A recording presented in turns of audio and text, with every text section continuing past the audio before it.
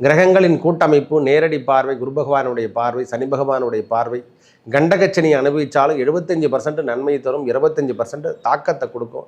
தசாபுத்தி சரியாக இல்லைன்னா இதை கூட நாம் சேர்த்து வாங்குற மாதிரி இருக்கும். என்னென்னா கடனை வாங்கி தான் நாம் வேலை செய்கிற மாதிரி திருப்பியும் ப்ரோக்ராம் கொடுக்கும். கடனை வாங்கி திருப்பி கடனை அடைக்கிறதே நம்ம வேலையாக இருக்குது. இல்லை கடனுக்காக நாம் தேடி தேடி அலைஞ்சு நொந்து போயிட்டேன். இந்த மாதிரி விஷயத்தில் இருந்தவங்களுக்கெல்லாம் மாற்றத்தை நிறைய கொடுக்கக்கூடிய காலம். பொருளுதவி, நில உதவி, அதாவது ஆலயத்தை கட்டுறது, இந்த மாதிரி விஷயத்துக்கு இப்போ ஒப்புதல் கிடைக்கின்ற காலமாக மாறப்போகுது. நிறைய பேர் கன்னிராசிக்காரங்களுக்கு ஆலயம் சார்ந்த விஷயத்தில் கட்டுமான பணி இதெல்லாம் ஆரம்பிக்கலாம், நம்ம ஆலயத்தை நிறுவலாம் அப்படின்ற எண்ணங்கள்லாம் தோன்றும். நிறைய பேர் கன்னிராசிக்காரர்களுக்கு இறை வழிபாடு அதிகப்படுத்தும். அது பற்றற்ற வாழ்க்கைக்கு வர்றதுக்கான அமைப்புகளும், இறை சார்ந்த விஷயத்தில் அதிகமான கண்ணோட்டத்தை பார்க்கின்ற இடமாகவும், தேவையில்லாத விஷயத்தில் ஈடுபட்டவங்களாம் இப்போ தூக்கி போட்டு நல்ல விஷயத்துக்கு வர்றதுக்கான காலம் என்று கூட சொல்லுவோம். ஒரேவா சொல்லப்போனால் இதை நாம் பயன்படுத்தணும். இறை பற்றோடு தான் நாம் இருந்தணும். முதல்ல தேவையில்லாத விஷயம், அந்த வம்பு வழக்கு, தேவையில்லாத வார்த்தை, நெகட்டிவ் திங்ஸான ஸ்பீச் இதெல்லாம் விட்டுணும், தூக்கி போட்டணும். இறை நினைப்போட, இறைநானுடைய பார்வை, சிவபெருமானுடைய பார்வை, முருகனுடைய பார்வை, இதெல்லாம் நாம் எப்பொழுதுமே இருந்து கொண்டு. கன்னிராசிக்கு இந்த டிசம்பர் மாதமாவது நம்மளுக்கு வாழ்வாதாரத்தை மேலோங்க வைக்குமா? வாழ்க்கையில் நிறைய விஷயங்கள் கிடைக்காம போயிடுச்சு, நிறைய விஷயங்கள் நடக்காமல் போயிடுச்சு தான் எல்லாருமே எதிர்பார்ப்பாங்க. தசாபுத்தி நன்றாக இருந்தால் கண்டகச்சனியும் ஓரளவுக்கு அதாவது எப்படி சொல்ல சாதகமான அமைப்பை கொடுக்கும். நிறைய பேருக்கு தொந்தரவும் கொடுத்துருக்கும். நான் இல்லை 80% தொந்தரவத்தை சந்திச்சிருப்பாங்க. இது ஏன் நம்மளுக்கு வந்துட்டுருக்கு? இந்த மாதத்திலேயாவது நம்மளுக்கு இந்த 12ஆம் மாதமாவது நிறைவு பெறுமான ஓரளவுக்கு மாற்றத்தை கொடுக்கக்கூடிய காலம் என்று கூட சொல்லுவோம். காரணம், அந்த 4ஆம் இடத்துல கிரகங்கள் மாறுகின்ற இடம். காலபுருஷ தத்துவத்துக்கு 9ஆம் இடத்துக்கு கிரகங்கள் எல்லாமே ஒன்று கூடி செல்லக்கின்ற அமைப்பாக 4 கிரகங்களின் கூட்டமைப்பு வருது. ஒரு 1 தேதியை தொடங்கி 7ஆம் தேதி செவ்வாய் பகவான் அந்த 3ஆம் இடத்துல ஆட்சி பெற்றிருந்த செவ்வாய் பகவான் இடம்பெயர்ந்து 4ஆம் இடத்துக்கு போவார். சனியோட பார்வை வாங்குவார், சனி பகவானுடைய பார்வை அவரும் வாங்குவார். நிறைய ரினியூவல் ஆவரக்கின்ற விஷயங்கள் எல்லாமே வீடு சார்ந்த விஷயங்களோ, வண்டி வாகனங்கள் சார்ந்த விஷயங்களோ தயவு செய்து கொஞ்சம் கவனத்தை எடுத்துங்க ஐயா. வண்டி வாகனத்தில் கவனத்தை எடுத்துக்கணும், வீடு சார்ந்த விஷயத்தில் கவனத்தை எடுத்துக்கணும். இந்த மாதிரி விஷயங்களில் கவனத்தை எடுத்துக்கக்கூடிய காலம். 12ஆம் தேதி, அதாவது 15ஆம் தேதிக்கு அப்புறம் சூரிய பகவான் இடம்பெயர்வார். சூரிய பகவான் அந்த 4ஆம் இடத்துலேருந்து 3ஆம் இடத்துலேருந்து 4ஆம் இடத்துக்கு இடம்பெயர்ந்த பிறகு ஓரளவுக்கு சமாதானத்தை கொடுக்கும். ஓரளவுக்கு பெயர்ச்சி என்பது ஓரளவுக்கு நல்லதாக இருக்கிற மாதிரி ஒரு துறத்தை கொடுக்கும். காரணம், வேலை சார்ந்த விஷயத்தில் இருந்து வந்த பிரச்சனை முதல்ல விலக ஆரம்பிக்கையா. முதல்ல வேலையில் இருந்து வந்த பிரச்சனை முதல்ல ரிலீஃபில் ஆகிறது ஒரு 5ஆம் தேதிக்கு அப்புறம் நிறைய மாற்றத்தை கொடுக்கக்கூடிய காலமாக இருக்கும். அடுத்ததாக 23ஆம் தேதி சுக்கிர பகவான் இடம்பெறுவார். அவரும் 3ஆம் இடத்துலேருந்து 4ஆம் இடத்துக்கு போகிறதும், குருவோட பார்வை வாங்கிறதும், சனி பகவானுடைய பார்வை வாங்கிறதும், வேலைக்காகவும் வருமானத்துக்காகவும் இருந்து வந்த சிக்கல்கள் விடைபெறும். பணம் வரவு தர வேண்டிய விஷயங்கள், வேலையை நாம் எடுத்து செய்ய முடியல, புதிய வேலையை ஆப்பர்ச்சுனிட்டி பண்ண முடியல, என்னது கிடைச்சி ப்ரமோஷன் இதெல்லாம் எதுவுமே இல்லாமல் போயிடுச்சு, ப்ரமோஷன் வாங்கிட்டேன். நிறைய பேர் தாக்கத்தை கொடுத்ததெல்லாம் கன்னிராசிக்காரங்களுக்கெல்லாம் இப்போ அந்த மனமாற்றத்தை ஏற்படுத்தி தரும். கிரகங்கள் கொடுக்கக்கூடிய தாக்கம்தான் நன்மையும் தீமையும் பிறர் செய்ய வாரா என்று சொல்கிற மாதிரி அவங்க கொடுக்குற தாக்கத்தை தான் நாம் பேச வைக்கிறோம். நாம் பேசுகிறதோ மக்களிடத்தில் சேர்றதோ அவங்களுக்கு நல்ல விதமாக இருந்தால் அது நம்பிக்கையை தரும். நம்மளுக்கு துயரத்தை கொடுக்குறான்னா அதுக்கான காலமும் உண்டு. 4ஆம் இடத்தில் இருக்கக்கூடிய கிரகங்களுடைய பார்வை நேரடியாக 10ஆம் இடத்தை பார்க்கறதால ஜீவனம் என்பது உண்டு என்று சொல்லக்கூடிய அளவுக்கு மாற்றத்தை கொடுக்கையா.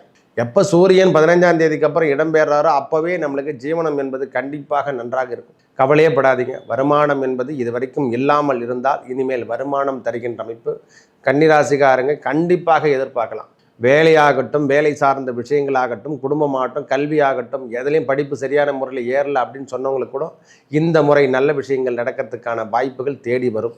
கிரகங்கள் நல்ல இடத்தில் அமர்வது என்பது ஒரு சுப கிரகங்கள் அமர்வது, சூரியன் அமர்வது, முக்கியமாக சனி பகவானுடைய 10ஆம் பார்வை பார்க்கறது, இதெல்லாம் பாக்கியத்தை தரும் என்று. தண்டனை தருகின்ற அமைப்பாக இருந்தாலும் சில விஷயங்களை நல்லதும் கொடுக்கும். அதே கிரகம்தான் தவறான விஷயத்தை கொடுக்கக்கூடிய கிரகம்தான் நல்லதையும் கொடுக்குது. எல்லாருக்கும் ஒரே கோட்பாடு என்று சொல்லக்கூடிய அமைப்பு தான். யாரும் அவர் மாற்றத்துக்கான அமைப்புலாம் கிடையாது.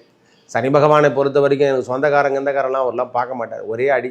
யாரானார்கிட்ட தப்பு செஞ்சால் தண்டனை என்பது ஒரு ஜோசிக்காரனை மட்டும் சும்மா ஒரு வரணும், 2 அடி சேர்ந்து தான் விழும். அதனால் அவரையும் பொறுத்து வைக்கிறதுக்கான அமைப்புகள் கிடையாது. நம்ம புரிஞ்சுக்கணும். முதல்லையா இவங்கெல்லாம் இதெல்லாம் படிச்சுட்டு தான் வந்திருக்காங்க, அனுபவத்தில் தான் வந்துட்டுருக்காங்க. இந்த விஷயத்தை நாமும் தெரிஞ்சு கொள்ள வேண்டும். கன்னியை பொறுத்த வரைக்கும் இந்த டிசம்பர் மாதம் ஓரளவுக்கு நிறைய மாற்றத்தை கொடுக்கக்கூடிய மாற்றங்கள் இருக்கும். வேலை கண்டிப்பாக நன்றாக இருக்கும். 15 தேதி வரைக்கும் பாருங்கய்யா, நான் வேணான்னு சொல்ல, 15ஆம் தேதி வரைக்கும் நம்ம பொறுமையை கடைபிடிச்சு தான் ஆகணும். வேலைக்கான அமைப்பு உண்டு, தொழிலுக்கான அமைப்பு உண்டு, வருமானத்துக்கான அமைப்பு உண்டு, கல்விக்கான அமைப்பு உண்டு. கூடுதல் அனுகூலம் என்று சொன்னால் இந்த டிரான்ஸ்ஃபர், அதாவது இடம் பெற்று இடம் செல்லுகின்ற அமைப்பு, இதெல்லாம் நிறைய விஷயங்கள் கொடுக்கும். நிறைய தேவையில்லாத வார்த்தைகளில் கண்டுபிடிச்சவங்கலாம் எல்லாமே அதுக்கு ஒரு வழி கண்டுபிடிக்கணும், இந்த பிரச்சனையிலேருந்து நான் வெளியே வரணும் அப்படின்னு சொல்லிட்டு எல்லாருமே இயங்குகின்ற அமைப்பு தான். இதுக்கு என்ன வழியாக இருக்குது, இந்த ஐடியாவில் நாம் வெளியே வரலாம், அந்த அமைப்பு எப்பாறு இருக்கும், நாம் எங்கே போய் தேடனா கிடைக்குன்ற மாதிரி அந்த விஷயம்லாம் 15ஆம் தேதிக்கு அப்புறம் இந்த அமைப்புகளை இவங்க தேடி பார்த்து பிடிச்சிருவாங்க. நமக்கு என்ன தேவை, நாம் எங்கே இருந்தால் நல்லா இருப்போம், நாம் எந்த செயலை செஞ்சால் நல்லா இருக்க முடியும் அப்படின்ற ஒரு எண்ணங்கள் கண்டிப்பாக தோற்றும். வேலைக்கான அமைப்போ, தொழிலுக்கான அமைப்போ, வேலை சார்ந்த இடத்துல இருக்கக்கூடிய பிரச்சனைகள், மேலதிகாரியுடைய ப்ரெஷர்கள், கடன் வாங்கிட்டு ரொம்ப ப்ரெஷரில் இருக்கேன், இந்த ப்ரெஷர்லேருந்து என்னால் வழி வர முடியல, உடம்பு இதயம் சம்மந்தப்பட்ட பிரச்சனை, இந்த மாதிரி விஷயங்கள், உடம்பு சார்ந்த விஷயங்கள் எல்லாத்துலேயும் லாங் டர்மு, குடும்பத்தில் கணவன் மனைவி உள்ள ஒரு பிரச்சனைகள், இந்த விஷயங்கள்லாம் இந்த மாதம் ஓரளவுக்கு சைலண்ட் மோடில் வரவைங்க. இந்த 4 என்று சொல்லக்கூடிய சுகஸ்தானம் அது வலுப்பெறுது. குருவோட பார்வை 10ஆம் இடத்துலேருந்து அது 4ஆம் இடத்தை பார்க்கறதால வீடு ஆல்டேஷன் எதனா பண்ணாமல் இருந்தால் அதெல்லாம் பண்ணுறதுக்கான வாய்ப்புகள் தேடி வரும். கிரகங்களின் கூட்டமைப்பு, நேரடி பார்வை, குரு பகவானுடைய பார்வை, சனி பகவானுடைய பார்வை, கண்டகச்சனி அனுபவித்தாலும் 75% நன்மை தரும், 25% தாக்கத்தை கொடுக்கும். தசாபுத்தி சரியாக இல்லைன்னா இதை கூட நாம் சேர்த்து வாங்குற மாதிரி இருக்கும். என்னென்னா கடனை வாங்கி தான் நாம் வேலை செய்கிற மாதிரி திருப்பியும் ப்ரோக்ராம் கொடுக்கும்.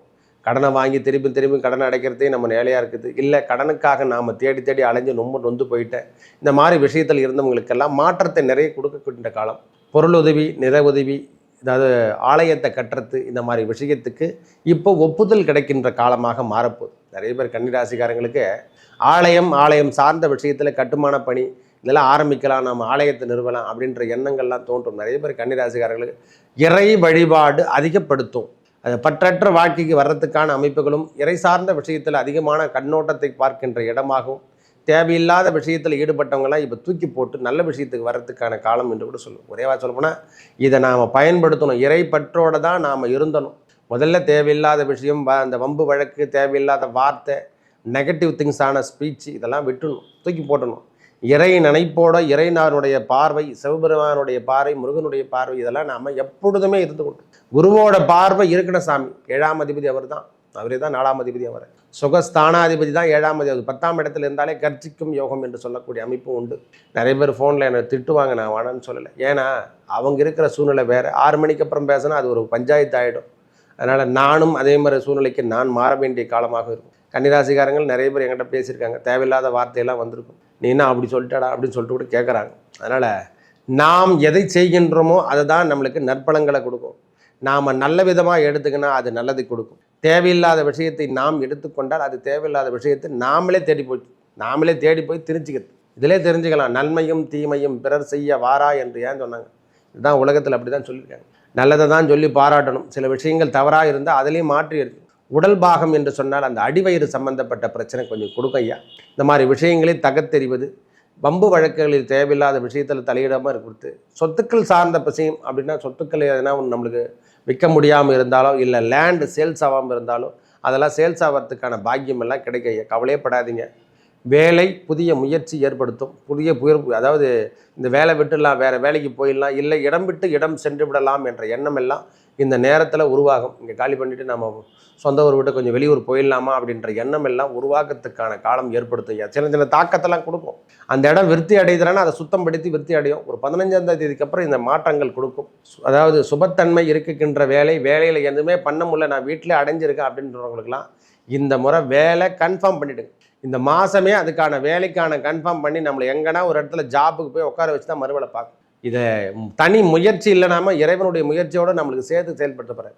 கன்னிராசிக்காரங்க வேலைக்கே போக முடியல, நான் வீட்டில் இருக்கிறேன் அப்படின்றா இந்த விஷயத்தெல்லாம் தூக்கி போட்டு நீங்களே கிளம்பிடுவீங்க. எதனா ஒரு ஜாபுக்கு நாமளே எங்கே போயிட்டு நம்ம ஒர்க் பண்ணலாம் அப்படின்ற எண்ணம் உருவாகும். கடந்து வந்த பாதை கடினமாக இருந்தாலும் இந்த மாதம் ஓரளவுக்கு 15 தேதிக்கு அப்புறம் நல்ல மாற்றத்தை கொடுக்குறதும், 23ஆம் தேதிக்கு அப்புறம் சுக்கிரனுடைய பார்வை 10ஆம் இடத்துல வருதால் 2ஆம் அதிபதி. கண்டிப்பாக தொழில் என்பது உண்டு, வருமானம் என்பது உண்டு, கண்டிப்பாக வேலை வாய்ப்பு என்பது உண்டு. சனியோட பார்வை வாங்கிறதுல கண்டிப்பாக எங்கன்னா ஒரு தனியார் கம்பெனியாவது போய் ஜாயின் பண்ணலாம், இல்லை அரசு துறையிலையாவது ஜாயின் பண்ணலான்ற ஒரு எண்ணம் கண்டிப்பாக உருவாகும். நல்லது நடக்கிறதுக்கான காலம் என்று கூட சொல்லுவேன். நெகட்டிவ் திங்ஸ் என்பது 2 பாகம் என்று சொல்லக்கூடிய அமைப்பு. ஒரு மனிதனுடைய வாழ்வில் எப்போ கஷ்டம் வருதுன்னா அப்போ நாம் அடுத்த கட்ட நடவடிக்கை எடுத்து செல்ல போகிறார் இறைவன். இதை முதல்ல தெரிஞ்சுக்கணும். எல்லாமே அந்த மறைமுகத்தில் நாம் கொடுத்து தான், இதான் இறைவனே மறைமுகமே.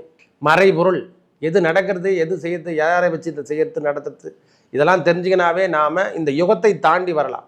பிறவி என்ற பெருங்கடலை எவ்வாறு இறைவன் நாம் நீந்தி வரணும்னா இறைவன் தோணி கொண்டு தான், இறைவனுடைய பார்வையில் தான் நாம் வெளியே வரணும். யாருன்னா ஒரு இறைவன், எனக்கு இந்து முஸ்லீம் கிறிஸ்டின் அதெல்லாம் எதுவுமே பாகுபாடு, இறைவன் ஒருவர், அவ்வளோதான். நம்மளை நல்ல விதமாக நடத்துனா அவன் தான் கடவுள். நான் ஒரே வார்த்தை சொல்லுவேன், நாளைய பொழுது நல்ல பொழுதாக விடிய வேண்டும் என்றால் அதுக்கேற்ற தோரணையோடு தான் நம்ம போய் ஆகணும். இதிலே நீங்கள் தெரிஞ்சுக்கலாம். அப்போது இறைவனிடத்தில் நாம் சமர்ப்பணம் செய்தால் தான் முழுசாக சமர்ப்பணம் பண்ணணும். அப்படி இருந்தால்தான் நம்ம வீடியோ சொல்கிற வீடியோ கூட அவங்ககிட்ட போய் ஓடும். அப்போ சொல்லுகின்ற வார்த்தையில் கண்டிப்பாக நியாய தர்மம் வேணும், கண்டிப்பாக இருக்கணும். முருகப்பெருமானை வழிபடுங்க, திருச்செந்தூர் சென்று வருக. நம்ம ரொம்ப கடினமான சூழ்நிலை வாழ்ந்தால் திருக்கொள்ளிக்காடு சென்று வருக. அதில் பெற்ற ஒரு பஞ்சாயத்தும் கிடையாது. திருப்பதி ஏழுமலையானுடைய சந்நிதி எல்லாமே வெற்றி தருகின்ற அமைப்பு தான், தோஷங்களை நிவர்த்தி செய்யக்கூடிய இடம் தான். நான் இல்லைன்னே சொல்ல, மனம் உறுதியோடு இருங்க. இரவு நேர பயணத்தை தவிர்த்து கொள்வதும், தேவையில்லாத வார்த்தைகளை வர்றது, தேவையில்லாத பழக்கங்களை ஏற்படுத்தி இந்த மாதிரி விஷயத்தை விட்டு விலகுங்க. இறைநாமம் அந்த தர்மசாஸ்தாவை வழிபடுறது இந்த நேரத்தில் ரொம்ப மேன்மையை தரும். கண்டகச்சனி எதுவாக இருந்தாலும் அந்த தர்மசாஸ்தாவை வழிபட்டாலே, இந்த விரத முறையை நாம் எடுத்துக்கினாலே இந்த மாதம் இந்த பிரச்சனையிலிருந்து நீங்கள் விடுபட்டு இந்த ஆண்டுக்கான அமைப்பாகும். நம்ம 2025ஓடு விட்டுட்டு ஓடிவிட்டோம் அப்படின்ற எண்ணமும், இறைவன் நல்லதை கொடுப்பார் என்ற எண்ணத்தை நாம் உருவாக்கலாம். நல்லதான் நடக்கும். ஒரே வார்த்தை சொல்லப்போனால் நம்மளுக்கு நல்லது நடக்க வேண்டும் என்ற எண்ணத்தை முதல்ல வர வைக்க போகிறார். அப்போ 10ஆம் இடத்தை நாம் புனிதப்படுத்தும் ஜீவன கர்மாவை கொடுக்க போது தாயார் சார்ந்த விஷயத்தில் உடல்நலத்தில் அக்கறை எடுத்துங்க. முக்கியமாக தந்தை தாய் இதில் முக்கியமாக அக்கறை எடுத்துக்கக்கூடிய காலம் என்று கூட சொல்லலாம். இருக்கின்ற இடத்தை முதல்ல மாற்றத்துக்கு வழி பாருங்கள். அப்போவே உங்களுக்கான மாற்றங்கள் கண்டிப்பாக கிடைச்சிடும். நல்லது நடக்கும். நன்றி, வணக்கம்.